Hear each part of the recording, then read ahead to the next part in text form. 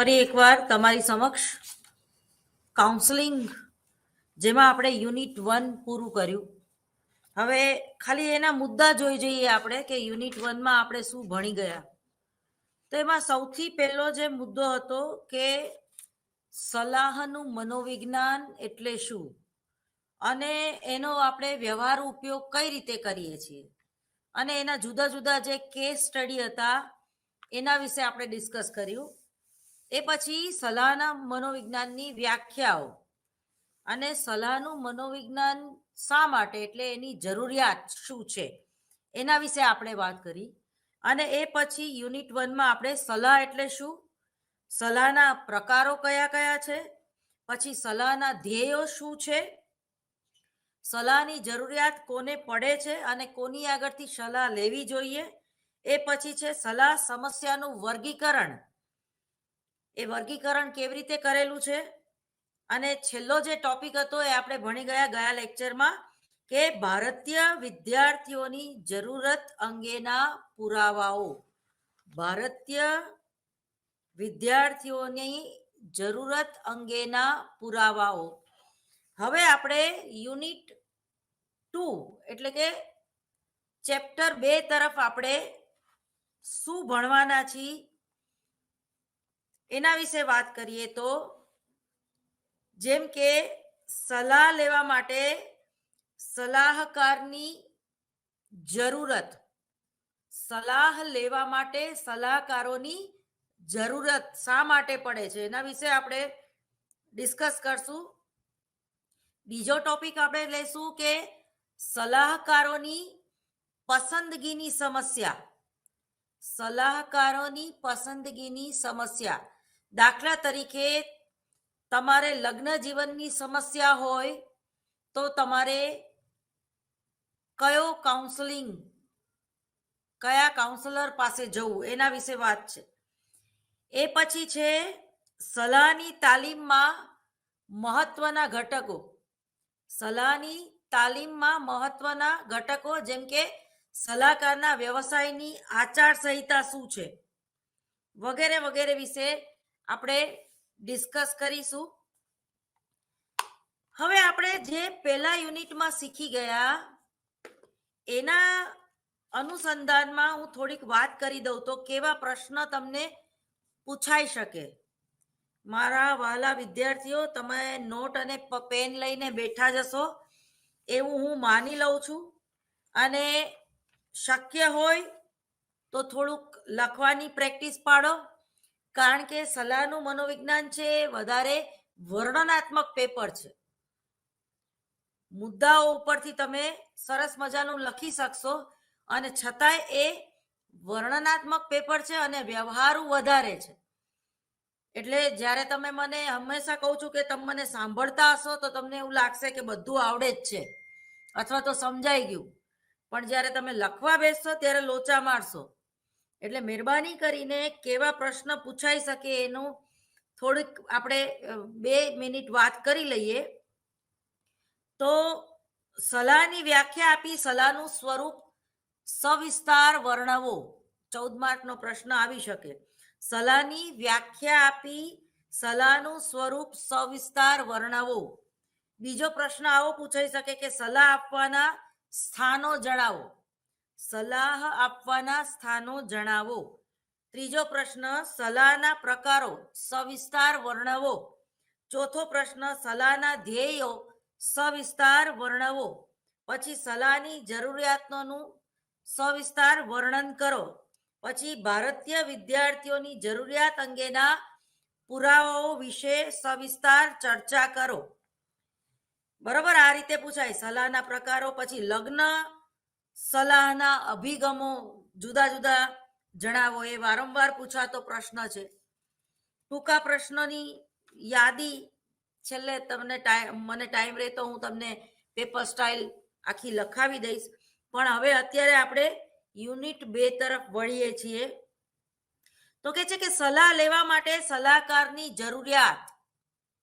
તમને એમ થાય કે ભાઈ મારે પૈસા ખર્ચીને શા માટે કોઈની સલાહ લેવી જોઈએ, અને એ પણ ખાલી મારે નાના મોટા પ્રશ્ન હોય પણ એ નાના મોટા પ્રશ્નો જ્યારે તમે ઉકેલી નથી શકતા અને તમારા કોઈ અંગત મિત્ર કે એ અંગત મિત્રમાં તમારા મમ્મી પપ્પા પણ આવી શકે, તમારી ક્લાસમેટ પણ આવી શકે, તમારો બોયફ્રેન્ડ કે ગર્લફ્રેન્ડ પણ આવી શકે અને તમારા ધર્મગુરુઓ જેને તમે અનુસરતા હોય એવી કોઈ વડીલ વ્યક્તિ પણ આવી શકે.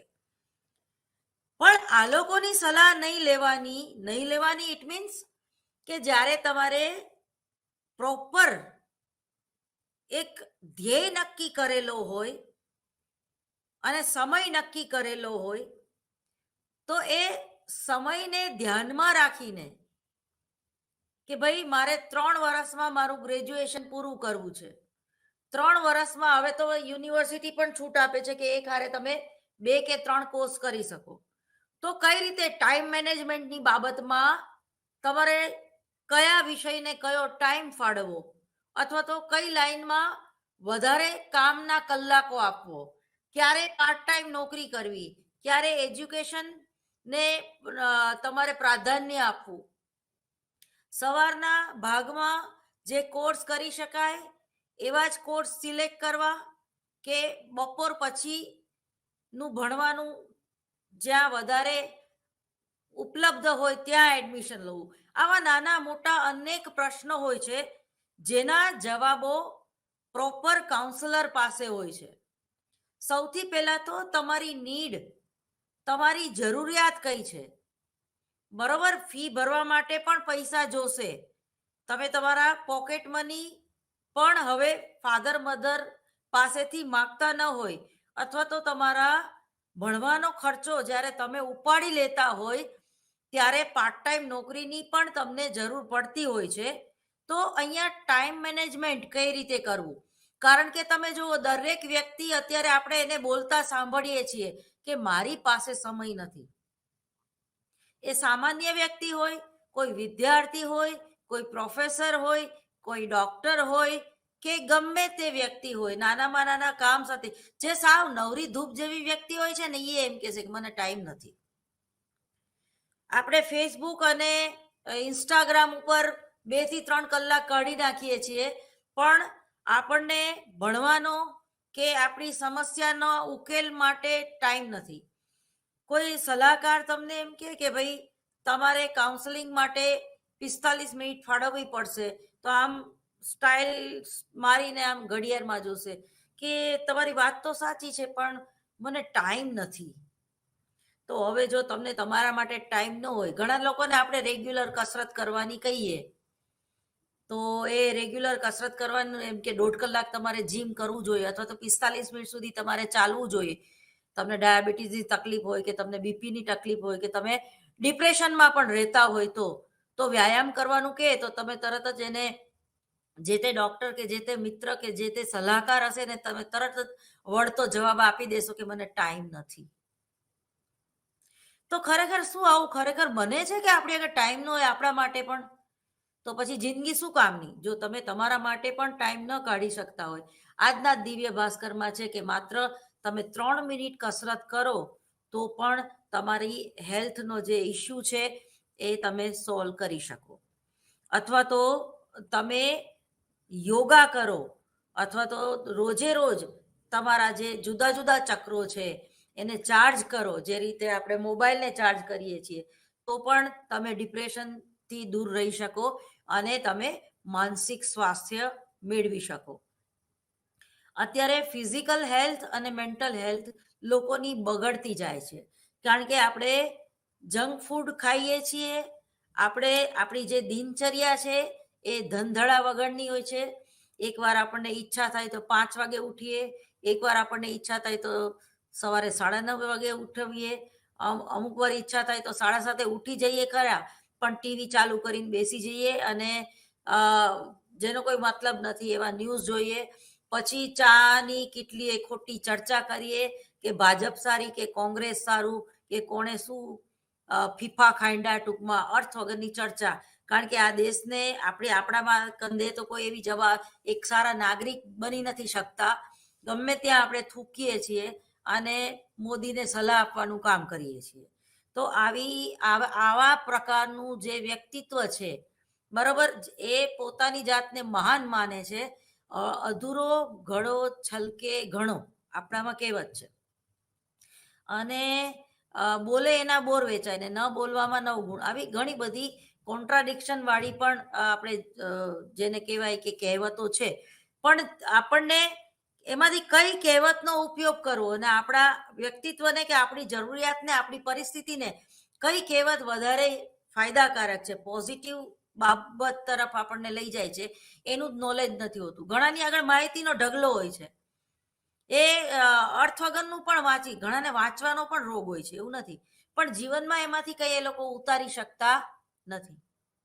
તો આવી પર્સનાલિટી હોય છે, જ્યારે આવું વ્યક્તિત્વ હોય છે, અથવા તો ઘણા લોકોને સમજ્યા વગરનું ગોખે રાખે છે. ઘણા લોકોનું ગાવાનું બહુ સરસ હોય છે, પણ એનો અર્થ નથી સમજાતો એને. ઘણા પોપટની જેમ સંસ્કૃતના શ્લોકો બોલે રાખે છે, પણ એનો અર્થ એને નથી ખબર. તો જ્યાં સુધી તમને એનો અર્થ ખબર ના હોય ત્યાં સુધી એનું પણ તમને પરિણામ મળતું નથી.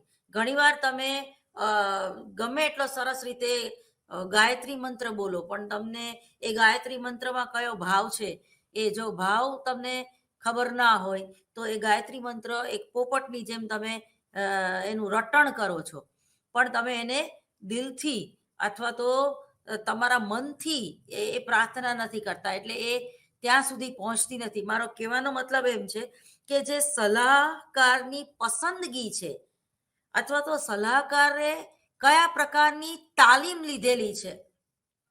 દાખલા તરીકે મેં તમને કીધું કે મનોવિજ્ઞાન વિષય છે એ વિશાળ વિષય છે, એની ઘણી બધી 25 થી 26 જુદી જુદી શાખાઓ છે. તો એમાંથી કઈ શાખા તમને વધારે ગમે છે?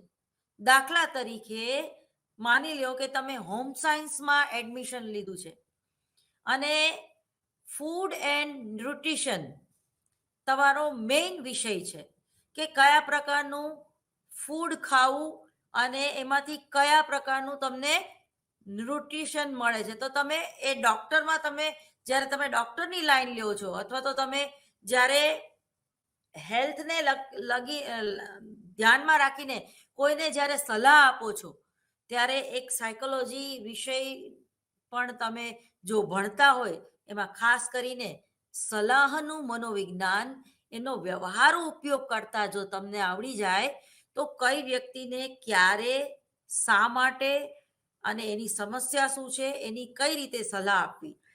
તો સલાહ મનોવિજ્ઞાનમાં પણ મુખ્યત્વે ચાઇલ્ડ સાયકોલોજી છે, ક્લિનિકલ સાયકોલોજી છે, ઇન્ડસ્ટ્રીયલ સાયકોલોજી છે અને એજ્યુકેશનલ સાયકોલોજી છે. તો આ 4 મુખ્ય વિષય છે. એમાં તમે એઝ એ કાઉન્સલર તરીકે ખૂબ જ સારા સલાહકાર બની શકો છો. દાખલા તરીકે અહીંયા આપણે લઈએ એજ્યુકેશનલ સાયકોલોજી, એટલે કે શૈક્ષણિક મનોવિજ્ઞાનની સમસ્યાઓ. તો શૈક્ષણિક મનોવિજ્ઞાનની સમસ્યાઓ શું છે? તો એમાં શું આવે તો કે અધ્યયન અને અધ્યાપન. અધ્યયન જે કેવું વિષય વસ્તુ હોવું જોઈએ, એમાં પણ એક કાઉન્સલરની જરૂર પડે છે, વિષય નિષ્ણાતની સાથે સાથે, એક્સપર્ટની સાથે સાથે. હું તો ત્યાં સુધી માનું છું કે જ્યારે ઇન્ટરવ્યૂ લેવાવાળાની પેનલ યોજવામાં આવે ત્યારે પણ એક સાચો અને નિષ્ણાત સલાહકાર એટલે કે કાઉન્સલર પણ હોવો જોઈએ. એ પણ સબ્જેક્ટ એક્સપર્ટની સાથે બેસવો જોઈએ. એ સબ્જેક્ટ ભલે ઇતિહાસ હોય, ભૂગોળ હોય, નાગરિક હોય કે મનોવિજ્ઞાન હોય, પણ જો મનોવિજ્ઞાનના પ્રોફેસરને એટલે કે કાઉન્સલરને કોઈ પણ વ્યક્તિનું જ્યારે ઇન્ટરવ્યૂ લેવાતું હોય ત્યારે પણ એને ઇન્ટરવ્યૂમાં બેસાડવામાં આવે છે. તો ઇન્ટરવ્યૂ દેનાર એટલે કે જે ઇન્ટરવ્યૂ દેવા માટે આવ્યો છે, જે નોકરી મેળવવા માટે આવેલો છે, અને એ સંસ્થાને કયા કયા ફિલ્ડમાં ઉપયોગી છે, માત્ર ઇતિહાસ વિષય ભણાવીને જતો રહે એવો પ્રોફેસર છે કે એને NSS, NCC કે જુદી જુદી કલ્ચરલ એક્ટિવિટીઝમાં પણ ઇન્ટરેસ્ટ છે, એની આગળ બીજા એક્સ્ટ્રા સર્ટિફિકેટ કયા છે, એ બહુમુખી પ્રતિભા સંપન્ન છે કે નહીં? કારણ કે આજના સ્પર્ધાત્મક યુગમાં માત્ર તમે તમારો વિષય ભણાવીને કોલેજમાંથી જતા રહ્યો તો એ યોગ્ય નથી. તમે સંસ્થાને ક્યાં કામ લાગો એમ છો, એ જ રીતે સંસ્થા વિશેની માહિતી પણ સલાહકારને હોવી જોઈએ. દાખલા તરીકે ઇગ્નુ યુનિવર્સિટી, તો એનો ઇતિહાસ શું છે, એમાં કયા પ્રકારની પ્રવૃત્તિઓ થાય છે, એમાં કયા જુદા જુદા વિષયો ભણાવવામાં આવે છે, અથવા તો કયા વિષયમાં કયા પ્રોફેસરો ઉપલબ્ધ છે. આમ એનું જે સ્વરૂપ છે એ સ્વરૂપ ખૂબ જ વિશાળ છે શૈક્ષણિક મનોવિજ્ઞાનનું. તો જે એ શૈક્ષણિક મનોવિજ્ઞાનને ધ્યાનમાં રાખીને, એજ્યુકેશનલ સાયકોલોજીને ધ્યાનમાં રાખીને વિષયનું ઘડતર, વિદ્યાર્થીઓની સમસ્યાઓ, જુદા જુદા વિષયોની સમસ્યાઓ, ભૌગોલિક સમસ્યાઓ, જુદી જુદી યુનિવર્સિટીની સમસ્યાઓ, જુદી જુદી ભરતીની પ્રક્રિયા વિશેની સમસ્યાઓ, આમ અનેક સમસ્યાઓ હોય છે. એ જ રીતે યુવક મહોત્સવની સમસ્યાઓ, એનસીસી એનએસએસ કેમ્પોની સમસ્યાઓ, આમાં અનેક સમસ્યાઓ આવી ગઈ. એ જ રીતે ઇન્ટરવ્યુ પ્રોસેસની સમસ્યાઓ, માર્કિંગ સ્કિલની સમસ્યાઓ, તમારામાં કઈ સ્કિલ હોવી જોઈએ અને કઈ સ્કિલ ના હોય તો ચાલે, કયા ભરતી પ્રક્રિયામાં સોફ્ટ સ્કિલમાં કયા વિષયો ભણાવવા, કયા વિષયો ફરજિયાત રાખવા. તો એક સારા વ્યક્તિત્વને ખીલવવા માટે અને વિદ્યાર્થીઓનો બહુમુખી વિકાસ સાધવા માટે એક સારા સલાહકારની અથવા તો એક સારા શૈક્ષણિક ફિલ્ડના સલાહકારની જરૂર પડે છે. તો જ્યારે કોઈ વિદ્યાર્થીને 10મા ધોરણ પછી પરફોર્મિંગ આર્ટ કે કોઈ ડિપ્લોનો કોર્સ કરવો, તો એના માટે સલાહકાર જે છે એ શૈક્ષણિક ફિલ્ડ એનું છે એમાં એનો સ્પેશિયાલિસ્ટ હોય. બરોબર, જે 1 વર્ષનો કોર્સ આવે છે ઘણી જગ્યાએ એઝ એ કાઉન્સલર તરીકે તમારે 1 વર્ષનો કોર્સ કરવો પડે છે, ઘણી જગ્યાએ 2 વર્ષનો કોર્સ પણ હોય છે, અને એમાં તમારે કેસ સ્ટડી, પણ એમાં પણ મેં તમને કીધું એમ જુદા જુદા 4 વિષયો, દાખલા તરીકે ક્લિનિકલ સાયકોલોજી, તો ચિકિત્સાત્મક મનોવિજ્ઞાન, બરોબર, એબનોર્મલ સાયકોલોજી, અસાધારણ મનોવિજ્ઞાન એટલે શું, અથવા તો ક્લિનિકલ ફિલ્ડમાં તમે એઝ એ સલાહકાર તરીકે તમારે ઉપયોગી થવું હોય તમારા અસીલને, તો તમારે એ ક્લિનિકલ સાયકોલોજીમાં તમારે ડિગ્રી મેળવવી પડે. એટલે એઝ એ કાઉન્સલર તરીકે, સાયકિયાટ્રિક તરીકે નહીં, સાયકોલોજિસ્ટ તરીકે. આ 2 વસ્તુમાં બહુ અંતર છે, એ તમારે સમજવું પડે. તમે એઝ એ સલાહકાર કોઈ વ્યક્તિને દવા આપી શકતા નથી, અથવા તો જે લોકો તીવ્ર મનોવિકૃતિથી પીડાતા હોય, જે લોકો મેન્ટલ હોસ્પિટલમાં ભરતી થયા હોય, એ લોકોની કાઉન્સેલિંગની જરૂર જ નથી, કારણ કે તીવ્ર મનોવિકૃતિ કંટ્રોલમાં ન આવે, એને દવા આપવી પડે. એનું કાઉન્સેલિંગ કરવાથી ત્યાં પ્રોબ્લેમ સોલ્વ નથી થઈ જતો. પરંતુ જે લોકો જુદી જુદી સૌમ્ય મનોવિકૃતિથી પીડાય છે, એ લોકોનું કાઉન્સેલિંગ કરવાનું. અને એ લોકો જ્યારે એમ કે હવે તમારે સાયકિયાટ્રિક પાસે જવાની જરૂર છે, ત્યારે એને એ સાયકિયાટ્રિક પાસે મોકલી દે છે. જેમ કે એપિલેપ્સી, આંચકી, તો ઘણીવાર એક સલાહ આપવાથી વ્યક્તિ જ્યારે અસીલ, જ્યારે આઘાતજનક અનુભવમાંથી પાસ થતો હોય અથવા તો થઈ ગયો હોય, એને એનું પોતાનું સ્વજન અથવા તો પોતાની પ્રેમિકા, પોતાનો પતિ ગુમાવ્યો હોય, અને એ વ્યક્તિ જ્યારે એ આઘાતમાંથી બહાર ના આવતી હોય, ત્યારે એક ક્લિનિકલ સાયકોલોજિસ્ટની જરૂર પડે છે. એટલે કે એવો સલાહકાર કે જેને આ બધી એબનોર્માલિટીઝની ખબર હોય, તો આવી વ્યક્તિને પાછું પ્રતિસમાયોજન કરાવીને મૂળ સ્થિતિમાં લાવી શકાય છે. પરંતુ જ્યારે એ વ્યક્તિ પોતાનું સ્વજન ગુમાવવાથી વધારે તીવ્ર કક્ષાની વિકૃતિનો ભોગ બને અથવા તો એ એને એપિલેપ્સીનો વધારે પડતો એટેક આવે, એટલે કે ખેંચ તાણ વધારે પડતું થાય અને એમાં ઘણીવાર વ્યક્તિ જીભ બહાર રહી જાય તો એની જીભ પણ કપાઈ જાય છે, ત્યાં સુધીને એને વધારે તીવ્ર એટેક આવે. એનો જે રીતે હાર્ટ એટેક આવે છે એવી રીતે આ તાણ અથવા તો ખેંચ એપિલેપ્સીનો પણ એટેક આવે છે. તો ત્યારે એને સાયકિયાટ્રિક પાસે મોકલવી પડે છે અને ત્યારે એને દવા આપવાની પણ જરૂર પડે છે. પણ એના પહેલા સ્ટેજમાં બની શકે કે એને દવા આપવાની જરૂર ન પડે, ત્યારે સાયકોલોજિસ્ટની જરૂર પડે છે.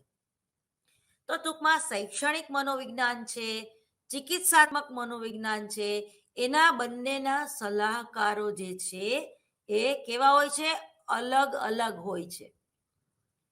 જેમ કે આંખના કાનના સ્પેશિયાલિસ્ટ હોય છે અને હૃદયના સ્પેશિયાલિસ્ટ હોય છે, એ અલગ હોય છે. સમજ્યા તમે? તમારે પેટમાં ગાંઠ થઈ હોય તો તમારે ઓપરેશન કરાવવું હોય તો એના જે ડોક્ટર હોય છે એ અલગ હોય છે, અને તમારે બાયપાસ સર્જરી કરાવી હોય તો એના જે ડોક્ટર હોય છે એ અલગ હોય છે. હાડકાના ડોક્ટર હોય છે એ અલગ હોય છે. બરોબર? તો તમને કયા પ્રકારની બીમારી છે, તમને લગ્ન જીવન અંગેની કોઈ સમસ્યા છે, અહીંયા બીમારી શબ્દ નથી વાપરવાનો આપણે, સમસ્યા શબ્દ, કારણ કે કોઈ વ્યક્તિ બીમાર નથી, મેન્ટલ હેલ્થ ખોઈ નથી બેસી, પરંતુ કુસમાયોજન તરફ એ વળી છે, જેમાંથી એ કુસમાયોજનના હિસાબે વારંવાર પોતાની જાતનો બચાવ કરવાના હિસાબે અથવા તો પોતાની સમસ્યાના મૂળ સુધી એ પહોંચી નથી શકતી, માટે એક સલાહકારની જરૂર છે. એવી વ્યક્તિ તમારી પાસે આવે છે, નહીં કે બીમાર. બીમાર શબ્દ એ ખૂબ ભારેખમ શબ્દ છે. એટલે અહીંયા આપણે એમ કહેશું કે કોઈ પણ સમસ્યાથી પીડાતી વ્યક્તિનું તમારે કાઉન્સેલિંગ કરવાનું છે. એટલે આપણે યુનિટ 2 માં શું ભણવાનું છે? તો કે છે કે સલાહકારની પસંદગી કઈ રીતે કરવી અને તાલીમ, સલાહકારને તાલીમ કઈ રીતે આપવામાં આવે છે એના વિશે આપણે માહિતી મેળવશું. તો હવે હું થોડુંક તમને એની પ્રસ્તાવના છે વાંચી લઉં અને પછી આપણે આગળ વધીએ. ખાસ ધ્યાન રાખજો મારા વાલા વિદ્યાર્થીઓ, કારણ કે જેટલું આ પેપર તમને સરળ દેખાય છે એટલું લખવામાં સરળ નથી. સલાહ મનોવિજ્ઞાન એ મનોવિજ્ઞાનની વ્યવહારિક શાખા છે. મેં તમને કીધું એમ, તે મનોવૈજ્ઞાનિક સિદ્ધાંતો પર આધારિત છે. એના સિદ્ધાંતો મનોવિશ્લેષણવાદ છે, મુક્ત સાહચર્ય પદ્ધતિ છે, ટૂંકમાં જુદી જુદી જે પદ્ધતિઓ વિશે આપણે ભણી ગયા છીએ, જે પ્રાયોગિકમાં એટલે કે સિદ્ધાંતોમાં આવે છે. સિદ્ધાંતો અને સંપ્રદાયો જે મનોવિજ્ઞાનનું મુખ્ય પુસ્તક છે એ વાંચવા માટે મારા દરેક વિદ્યાર્થીઓને મારી નમ્ર વિનંતી છે. એ જ રીતે બીજું એક પ્રેક્ટિકલ વ્યવહારિક નહીં પણ સૈદ્ધાંતિક પેપર છે, શારીરિક મનોવિજ્ઞાન, શારીરિક આધાર. બરોબર? આપણા વર્તનનો શારીરિક આધાર ભણવો પણ જરૂરી છે ને. તો એને કેવું પેપર કહેવાય? સૈદ્ધાંતિક પેપર. એ જ રીતે મનોવિજ્ઞાનના પ્રયોગો, તો એ કયું પેપર, કેવું પ્રયોગ, એના આપણે પ્રયોગો આપણે ઉંદર, બિલાડા, કૂતરા ઉપર કરવા નથી જતા, કે માણસ ઉપર આપણે પ્રયોગો કરવા નથી જતા, કે એને ગાંડો કરીને પછી ગાંડો કેવા ગાંડા કાઢે છે તો એવા આપણે પ્રેક્ટિકલ નથી કરતા. તો જે એટલે એ પ્રેક્ટિકલ છે, ધ્યાનનો પ્રેક્ટિકલ છે, શિક્ષણને લગતો પ્રેક્ટિકલ છે, યાદ શક્તિને લગતો પ્રેક્ટિકલ છે. પણ એ પ્રેક્ટિકલ આપણે શા માટે કરીએ છીએ? આપણા વર્તનને સમજવા માટે, કે ઘોંઘાટવાળા વાતાવરણમાં આપણને જલ્દીથી યાદ રહેતું નથી. એ જ રીતે તમે રોમેન્ટિક ગીત સાંભળતા સાંભળતા, ગઝલો સાંભળતા સાંભળતા તમે ડ્રાઇવિંગ કરતા હોય તો એક્સિડન્ટ થવાના ચાન્સીસ વધારે છે. પરંતુ તમે એકદમ જેને કહેવાય કે જેમાં કંઈ સમજાય નહીં અને વધારે પડતું મ્યુઝિક, પોપ મ્યુઝિક, અત્યારે જે આ બધા પંજાબી ગીત છે કે જે ઊંઘ ઉડાડી દે આપણી, તો એવા ધમાલિયા કે ડિસ્કો ડાન્સર, એવા બધા ગીત સાંભળવાથી આપણી ઊંઘ ઉડી જાય છે. પણ ગઝલો સાંભળવાથી આપણને ઊંઘ આવે છે. બરાબર. ગમગીન અને દુઃખદાયક ગીતો સાંભળવાથી પણ ઘણીવાર આપણને આપણું મગજ વિચારે ચડી જાય છે, તો આપણે બેધ્યાન થઈ જઈએ છીએ. તો તમે જ્યારે ડ્રાઇવિંગ કરતા હો છો ત્યારે તમારે કેવા ગીત સાંભળવા જોઈએ? તો ટૂંકમાં આવો વ્યવહારુ ઉપયોગ. પણ પ્રાયોગિક મનોવિજ્ઞાન છે એ કેવું વિજ્ઞાન છે? વ્યવહારલક્ષી નહીં, પરંતુ કેવું વિજ્ઞાન છે? સૈદ્ધાંતિક વિજ્ઞાન છે. પરંતુ આ સલાહનું મનોવિજ્ઞાન એ કેવું છે? તો કહેવાનું કે વ્યવહારિક વિજ્ઞાન છે. તેમાં ઓછામાં ઓછા બે વ્યક્તિઓ હોય છે, સલાહકાર અને સલાહાર્થી, જે આપણે પહેલા ચેપ્ટરમાં જોઈ ગયા. સલાહમાં સલાહકાર અને સલાહાર્થી વચ્ચે સંબંધ સ્થાપિત થાય. આપણા મનમાં એક ખ્યાલ છે કે ગમે તે વ્યક્તિ સલાહ આપી શકે નહીં, પરંતુ સામાન્ય વ્યક્તિ એવું માને છે કે સલાહ કોણ આપે? તો કે આપણા વડીલો હોય એમાં એ આપે. પરંતુ આ એક આપણા મનમાં ખોટો અને ભૂલ ભરેલો ખ્યાલ છે. શા માટે? કારણ કે એ આપણને ગાઈડ કરતા મિસગાઈડ વધારે કરે છે. શિખામણ આપવામાં આપણે ક્યાં પાછા પડીએ છીએ? જો દરેક વ્યક્તિ આપણને શિખામણ છે ને એ ફ્રીમાં આપે છે, આપણે માગતા નથી તો પણ આપે છે અને વારંવાર આપે છે. પરંતુ વૈજ્ઞાનિકો ગમે તે વ્યક્તિને સલાહકાર તરીકે સ્વીકારતા નથી. મનોવિજ્ઞાન સલાહકાર દરેક વ્યક્તિને સલાહકાર માની બેસતી નથી, પરંતુ જેણે એની તાલીમ લીધી છે, જેને એની સૂઝ છે, એવી વ્યક્તિ સલાહકાર બની શકે છે. સલાહકારમાં કેટલાક વ્યક્તિત્વ ગુણ લક્ષણો જોવા મળે છે. જો બધી જ વ્યક્તિ કે બધા જ મનોવિજ્ઞાનના વિષય સાથે MA કે BEd થયેલી વ્યક્તિ ભલે હોય, પણ એ સારી સલાહકાર ન પણ હોઈ શકે, કારણ કે એમાં આપણા પર્સનલ વ્યક્તિત્વ ગુણો છે એનો જબરજસ્ત પ્રભાવ હોય છે. સૌથી પહેલા તો તમારે જે રીતે નર્સ બનવું હોય અથવા તો સલાહકાર બનવું હોય, ત્યારે તમારો નેચરમાં જે એક મહત્વનો ગુણ છે એ હેલ્પિંગ નેચર. સતત તમારો હેલ્પિંગ નેચર હોય. કોઈ વ્યક્તિને તમે દુઃખમાં જુઓ, કોઈ અંધ વ્યક્તિ હોય અને તમે એને રોડ ક્રોસ કરાવો, કોઈ સમસ્યાથી પીડાતી વ્યક્તિ હોય તો તરત જ તમે એને ગાઈડ કરો. આ સ્વભાવ જ્યારે તમારામાં હોય છે ત્યારે તમે એક સારા સલાહકાર બની શકો છો. પણ તમારે આમાં બેલેન્સ કરવાનું છે તમારું ઇમોશનલ ઇન્ટેલિજન્સીનું. તમે ઇમોશનલ હોવા જોઈએ, પણ સાથે સાથે તમે ઇન્ટેલિજન્ટ પણ હોવા જોઈએ. એટલે કે આવેગાત્મક પ્રતિબદ્ધતા જો તમારામાં ન હોય, એટલે કે વિવેક બુદ્ધિ ના હોય, તો તમારે ક્યારે કેવી રીતે અને કોને સલાહ આપો છો એની તમે નોંધ લઈ શકતા નથી. એટલે જે સલાહકાર છે એ વ્યક્તિ પારખું હોવો જોઈએ, એ સમય પારખું હોવો જોઈએ, એ સમસ્યા પારખું હોવો જોઈએ. સલાહકાર માટે જરૂરી લાયકાત કે શૈક્ષણિક અનુભવો તેઓ ધરાવતા હોવા જોઈએ. સલાહ એક નાજુક કાર્ય છે, બરાબર, એમાં નજાકત છે. જેમ કે કોઈ સલાહકાર આછી બુદ્ધિલબ્ધિ ધરાવતા સલાહાર્થીને બેધડક કહી દે છે કે તમારામાં બિલકુલ બુદ્ધિ નથી, તમે કોઈ નોકરી ધંધો કરી શકશો નહીં. આવી સલાહ વ્યક્તિને હતાશ કરી મૂકે છે. સલાહકારનું ખરું કામ તો સલાહાર્થીને પ્રોત્સાહિત કરી તેની ગર્ભિત શક્તિઓને બહાર લાવી સંજોગો સામે મુકાબલો કરવા તેને સમર્થ બનાવવાનું છે, નહીં કે એને તોડી પાડવાનું. આ કાર્ય તાલીમબદ્ધ સલાહકાર જ કરી શકે છે. તમે જુઓ કે ઘણા કુટુંબમાં, સંયુક્ત કુટુંબમાં ખાસ કરીને બાળકોની કમ્પેરિઝન થતી હોય છે. તારા કરતા તો તારો કાકાનો દીકરો છે ને એ વધારે હોશિયાર છે, તારા કરતા તો તારી નાની બેન છે ને છતાંય તારા કરતા હોશિયાર છે, તું તો પહેલેથી જ નાનપણથી જ આવો ડોબા જેવો છું. તો કોઈ વ્યક્તિને સતત તમે આવું કીધે રાખો તો એ વ્યક્તિ જે છે એ હતાશ થાય છે, એ નિરાશ થઈ જાય છે અને એને એ લઘુતા ગ્રંથિથી પીડાવા માંડે છે. કારણ કે તમે એને કમ્પેરિઝન કરીને હંમેશા એવું જ કહો છો કે તું ડોબા જેવો છું. પણ ખરેખર એવું હોતું નથી. માની લો કે એને ગણિત વિજ્ઞાન કે કોઈ એવા ભારેખમ વિષયોમાં રસ ન હોય, એને સાયન્સ લાઈનમાં રસ ન હોય, પણ એનું ડ્રોઈંગ બહુ સરસ હોય, એવું ના બને? તમે તો પેલું પિક્ચર જોયેલું છે, 3 ઇડિયટ પિક્ચર જોયેલું છે, અને તારે ઝમી પે એ પિક્ચર પણ જોયેલું છે. તો ટૂંકમાં આ જે વાત છે, તો અલગ અલગ વ્યક્તિઓમાં જે વ્યક્તિગત ભિન્નતાની વાત છે, એને ધ્યાનમાં રાખીને કોઈ પણ જે સલાહકાર છે એ એની સલાહ આપે છે. તમે કોઈ એક ફિલ્ડમાં નિષ્ફળ જાઓ એટલે જરૂરી નથી કે તમે હોશિયાર નથી.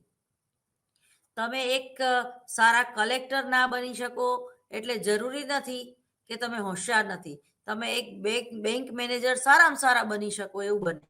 તમે એક ફિલ્ડમાં જ્યારે સક્સેસ ના જાઓ તો બીજા ફિલ્ડમાં તમે અવ્વલ નંબરે હોય એવું બની શકે. તો આવી જ્યારે સમસ્યા હોય છે ત્યારે એક સારા સલાહકારની જરૂર પડતી હોય છે. એટલે આ જે પહેલો ટોપિક છે ને કે સલાહ લેવા માટે સલાહકારોની જરૂરિયાત, તો એ કયા પ્રકારની જરૂરિયાત હોય છે અને કયા પ્રકારના સલાહકારો આપણે લેવા જોઈએ. તો સલાહ લેવા માટે સલાહકારોની જે જરૂરિયાત છે, તો એમાં કોઈ પણ વ્યવસાય માટે અમુક શૈક્ષણિક લાયકાત કે ગુણ લક્ષણો હોવા જરૂરી છે.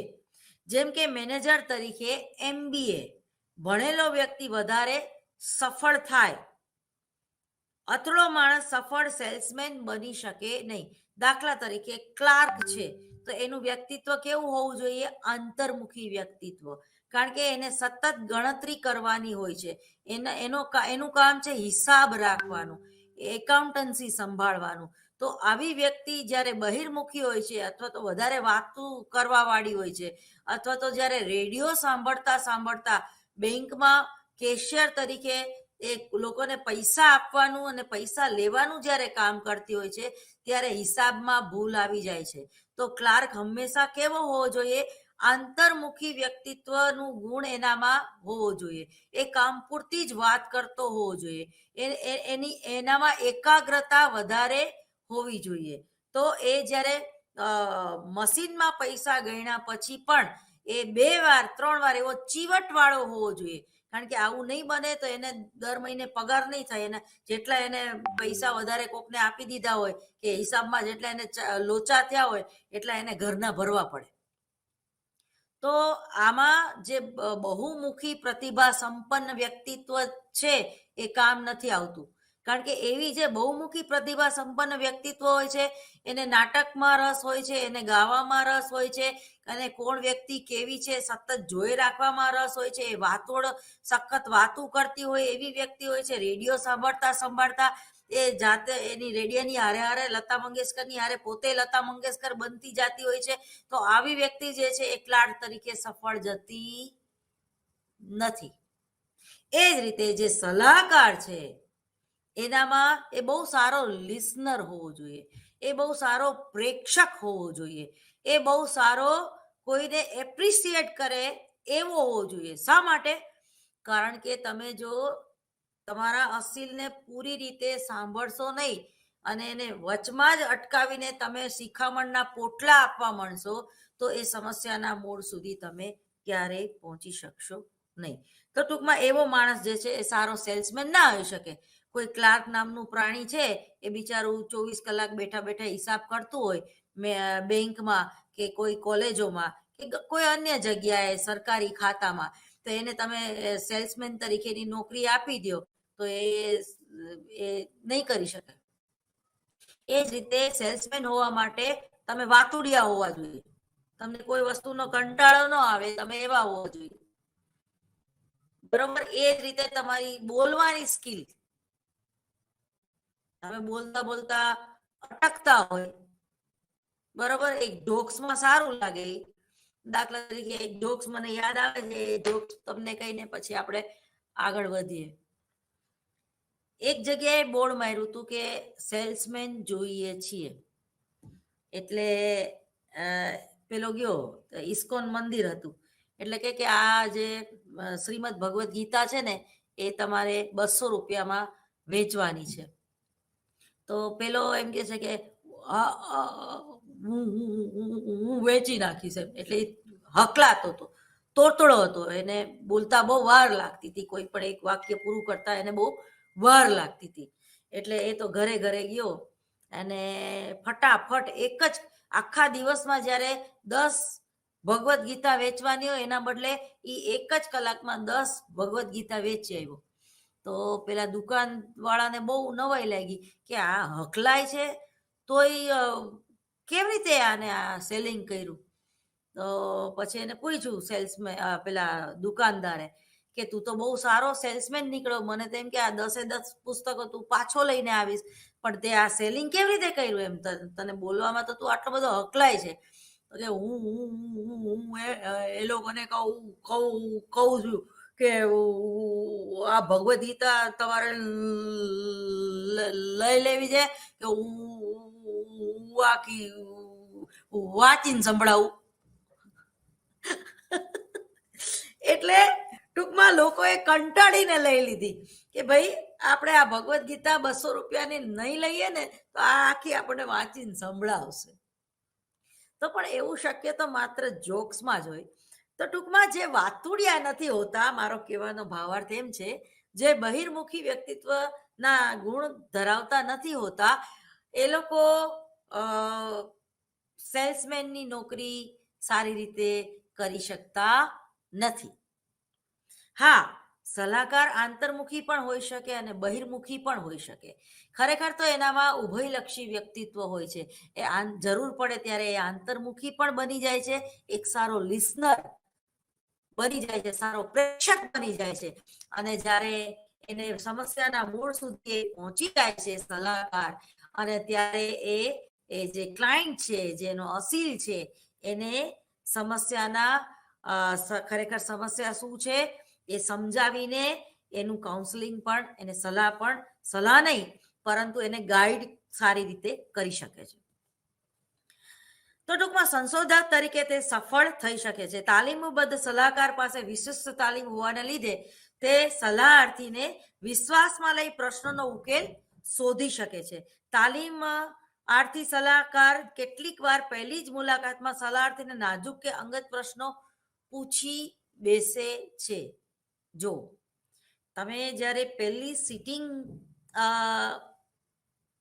કરો છો તમારા અસીલની સાથે, ત્યારે ક્યારેય એને પોતાના અંગત પ્રશ્નો પૂછવાના નહીં. એ તમને કે એ વસ્તુ આખી જુદી છે, પણ તમે એને પૂછી ન શકો. દાખલા તરીકે લગ્ન જીવન અંગેની સમસ્યાઓ.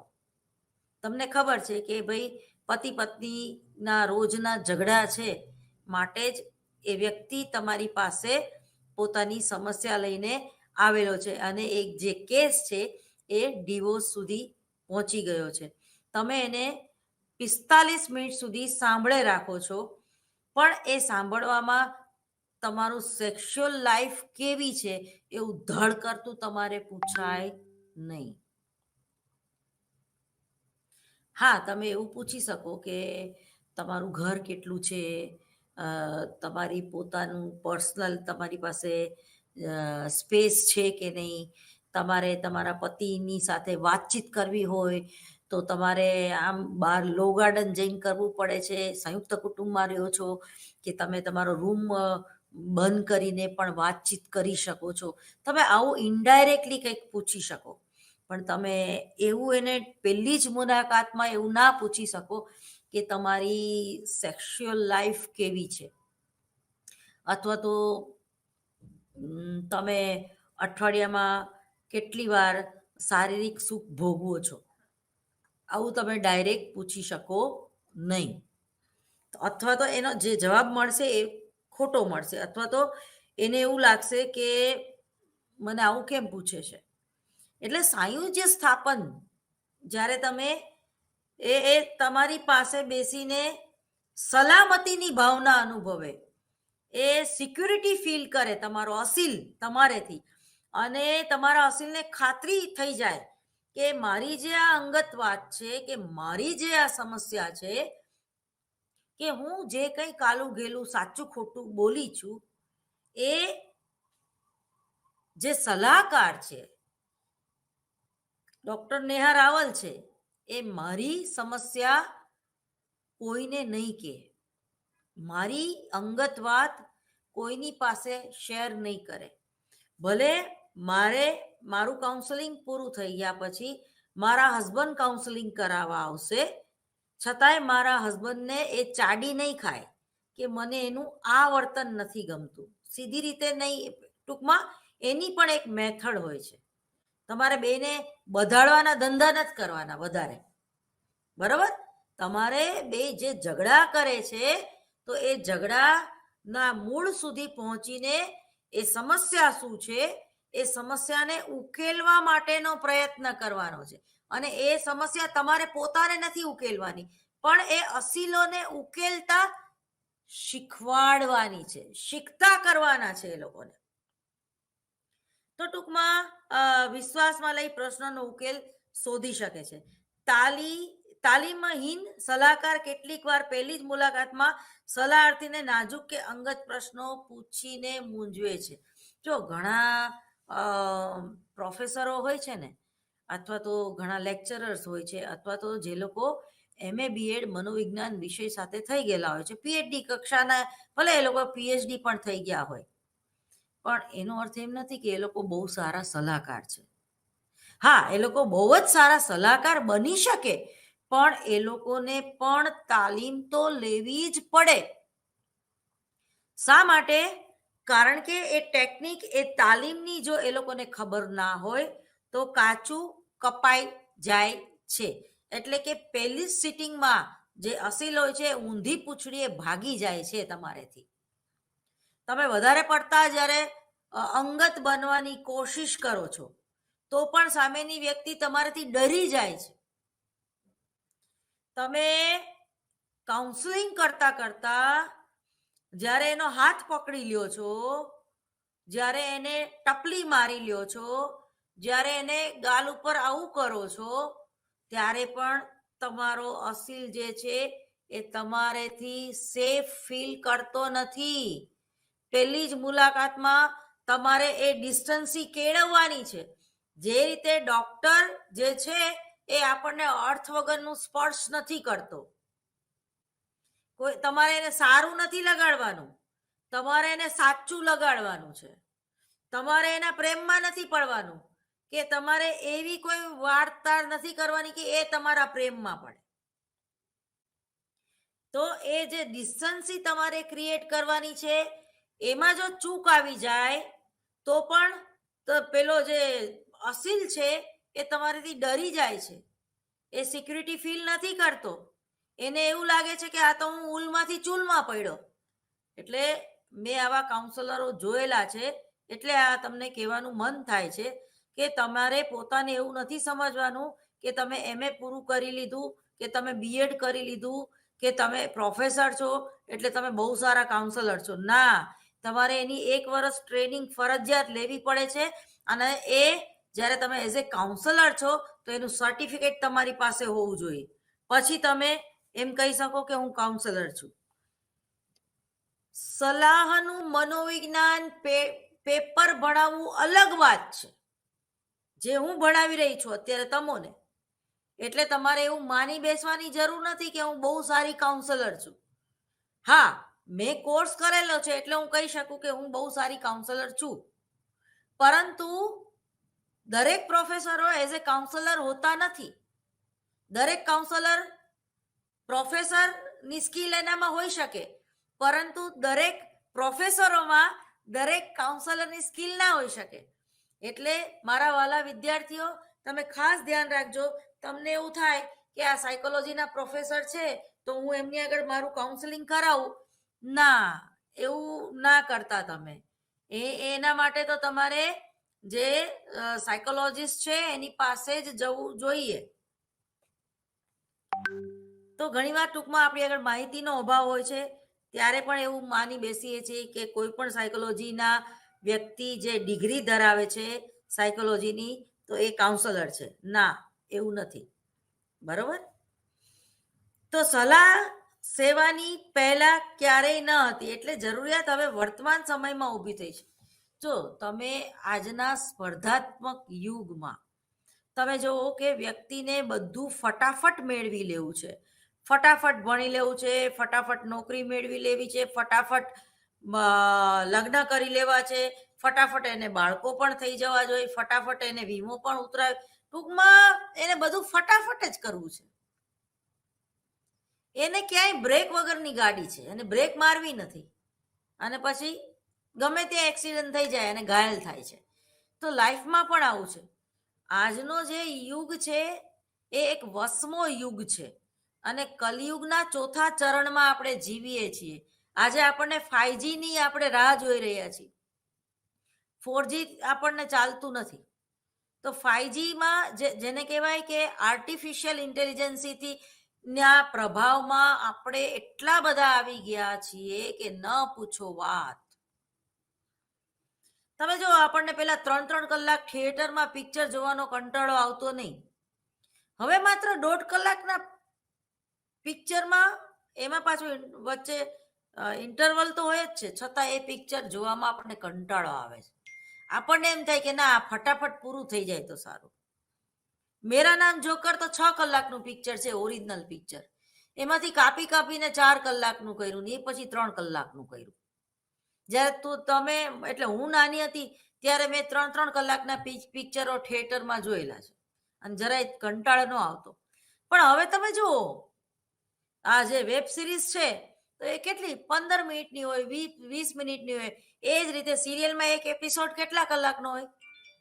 કલાકનો નહીં, ખાલી અડધી કલાકનો. એમાં અડધી કલાકમાંથી 10 મિનિટ તો એની એડ આવે છે, એટલે ખાલી 20 જ મિનિટનો ખાલી 2 કે 3 જ એપિસોડ હોય છે. પણ એમાં પણ આપણને કંટાળો આવે છે કે આ જલ્દી પૂરી થાય તો સારું. 1 કલાક તો બહુ થઈ ગયું એમ. શા માટે? આપણી માનસિકતા એવી થઈ ગઈ છે.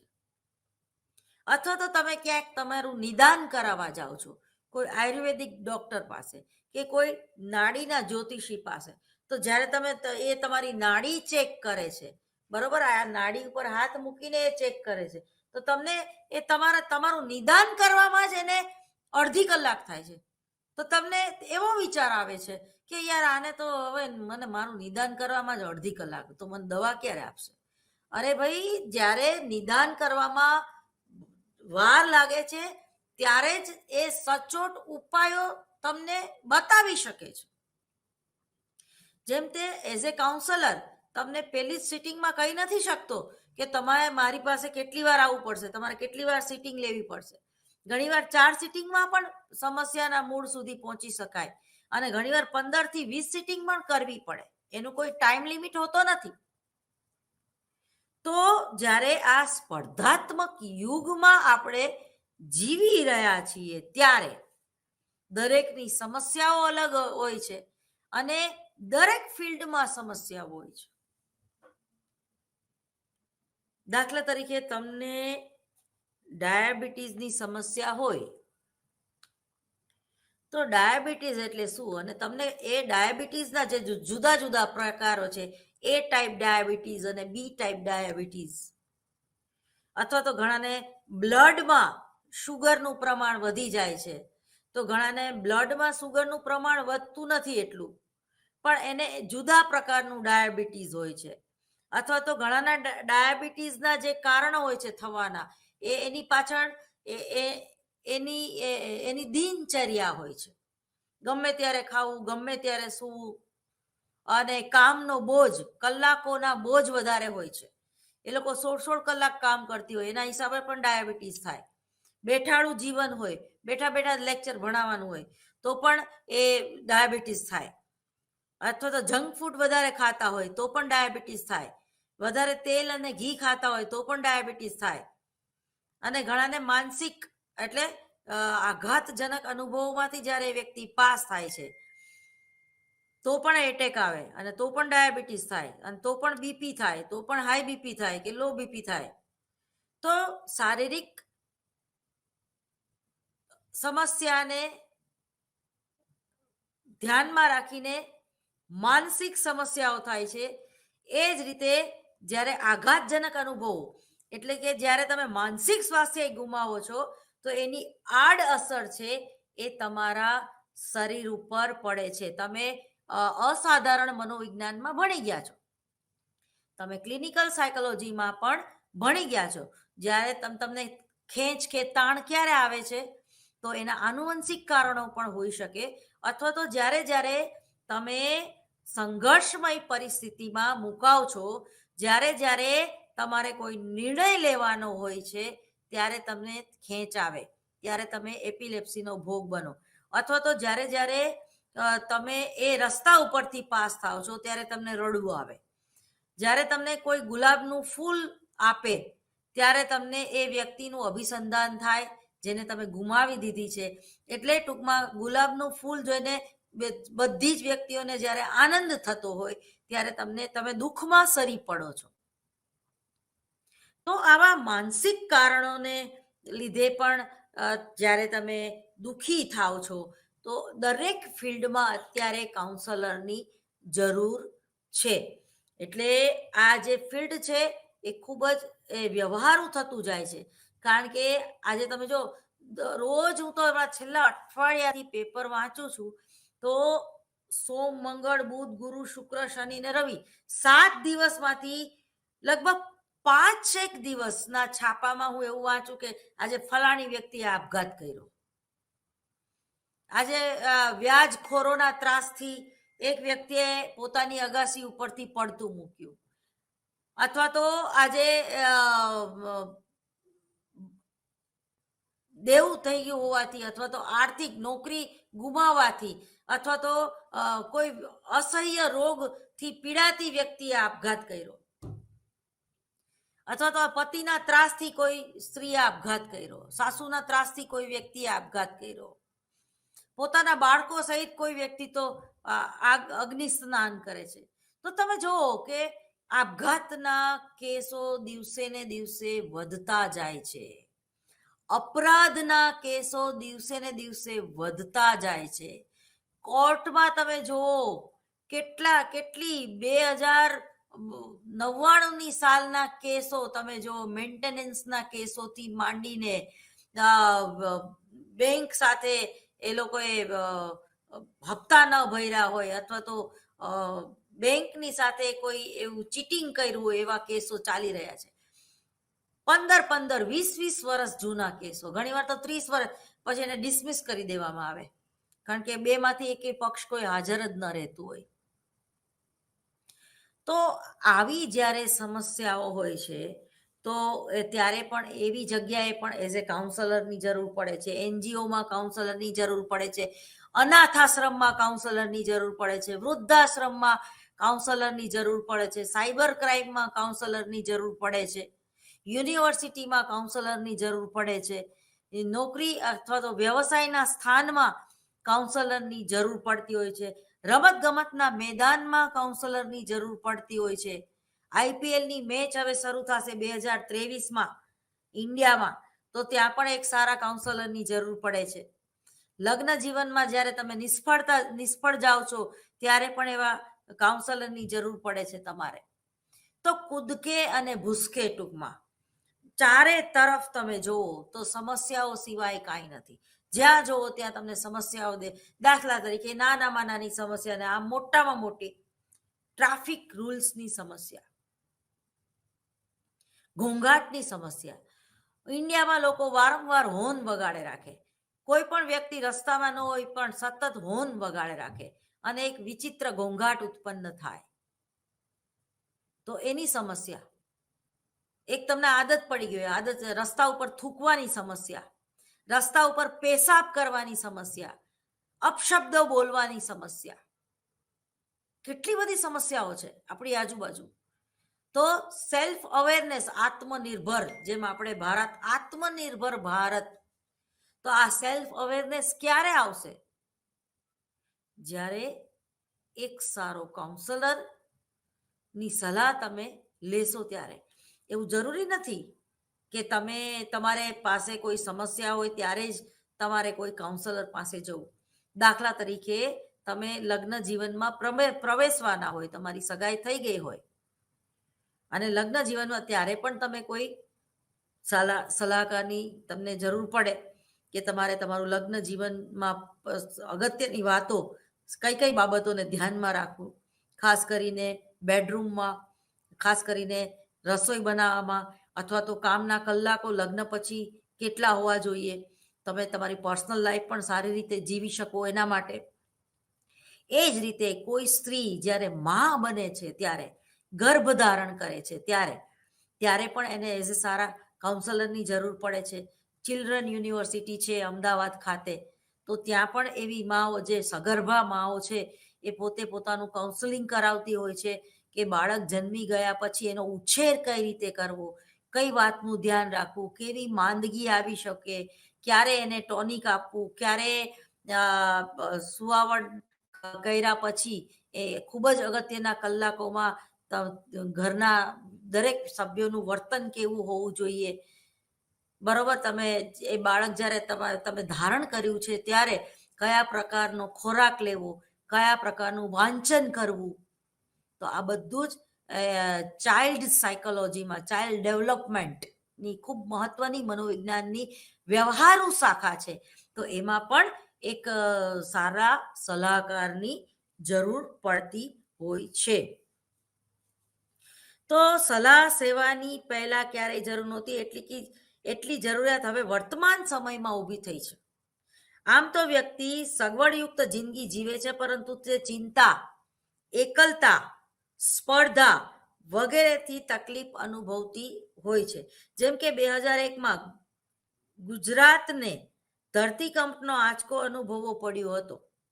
ઘણા બાળકો ધરતીકંપની યાદથી ઊંઘમાંથી ઝબકીને જાગી જાય છે, અથવા તો જ્યારથી એ ધરતીકંપનો અનુભવ એને થયો ત્યારથી પથારીમાં પેશાબ કરી જતી હોય. મોટી ઉંમરે પણ આ વર્તન ચાલુ રહે એવું બને, તો આવા વખતે ખાસ કાઉન્સેલિંગની જરૂર પડે છે. આ સમયે મનોચિકિત્સકોને ત્યાં આવનારા અસીલોની સંખ્યામાં ખૂબ વધારો થતો જોવા મળ્યો હતો. ડિઝાસ્ટરની અસરોને લીધે સલાહકારની જરૂરિયાત ઊભી થાય છે અને અનેક નવા ક્ષેત્રો ખુલ્યા છે. મોબાઈલ અને કોમ્પ્યુટરે માનવીની જિંદગી બદલી નાખી છે. નવી શોધો અને પ્રશ્નો લાવીને કમ્પ્યુટરની સામે સતત બેસી રહેવાથી ઊભા થતા પ્રશ્નો, મોબાઈલના સતત ઉપયોગથી ઊભા થતા પ્રશ્નો, વ્યક્તિ જ્યારે પોતાના જ પ્રશ્નોનો ઉકેલ પોતાની જાતે લાવી શકતી નથી ત્યારે એક સારા સલાહકારની જરૂર પડતી હોય છે. હવે એના પછીનો જે મહત્વનો ટોપિક જે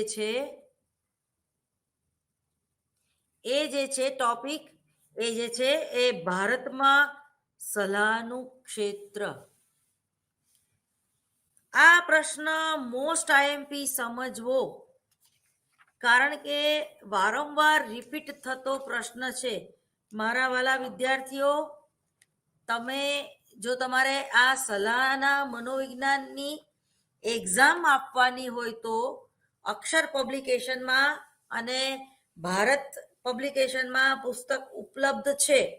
એના રાઇટર છે ડોક્ટર અરવિંદ એસ શાહ. તો સલાહનું મનોવિજ્ઞાન જે પુસ્તક છે તમારે ખરીદી લેવું જોઈએ. અને ઇગ્નુ યુનિવર્સિટીનું પણ ઇંગ્લિશમાં અને હિન્દીમાં આ પુસ્તક જે છે એ અવેલેબલ છે. ગુજરાતીમાં આ પુસ્તક ઇગ્નુ યુનિવર્સિટીમાં અવેલેબલ નથી. તો ટૂંકમાં જે સલાહની જે વાત છે એમાં વિદ્યાર્થીઓને પણ વિવિધ પ્રશ્નો સતાવતા હોય છે. જેમ કે વર્ગના વિદ્યાર્થીઓ તેનો બહિષ્કાર કરવો, તેની સાથે અબોલા લેવા, એવો કોઈ વિદ્યાર્થી એની એક સમસ્યા. અને તેથી પ્રગતિમાં એને ઈર્ષા, દ્વેષ અને અદેખાઈનું એ ભોગ બન્યો હોય એની પણ એક સમસ્યા હોય છે. ઘણીવાર એવું બને છે કે કોઈ વ્યક્તિ એટલી બધી જીવનમાં નિરાશ થઈ ગઈ હોય છે કે એનો ફોન આવે ને તો પહેલો શબ્દ એવો નીકળે કે તને તો મારી કંઈ પડી જ નથી, તને તો મારી ચિંતા જ નથી, તને તો હું શું કરું છું એમાં રસ જ નથી, તે તો મને પૂછ્યું એ નહીં કે આજે હું જઈમી કે નહીં. આવી વ્યક્તિ આવી નાની નાની જ્યારે કોઈ વ્યક્તિ તમારી આગળથી અપેક્ષા રાખે છે તો એ વ્યક્તિ એના જીવનમાંથી હતાશ થઈ ગઈ છે, એના જીવનમાંથી નિરાશ થઈ ગઈ છે અને એ લઘુતા ગ્રંથિથી પીડાય છે અને એને પોતાનો વાંક દેખાતો નથી, પરંતુ એને સામેની વ્યક્તિનો વાંક જ દેખાય છે. તો આવી જે વ્યક્તિ જે છે એને પોતાનું સ્વમૂલ્યાંકન કરવું જોઈએ. અને સ્વમૂલ્યાંકન કર્યા પછી પણ જો એને એનો કંઈ જવાબ ન મળતો હોય તો આવી વ્યક્તિએ કાઉન્સલિંગ કરાવવું જોઈએ. વધુ આવતા લેક્ચરમાં. નમસ્કાર.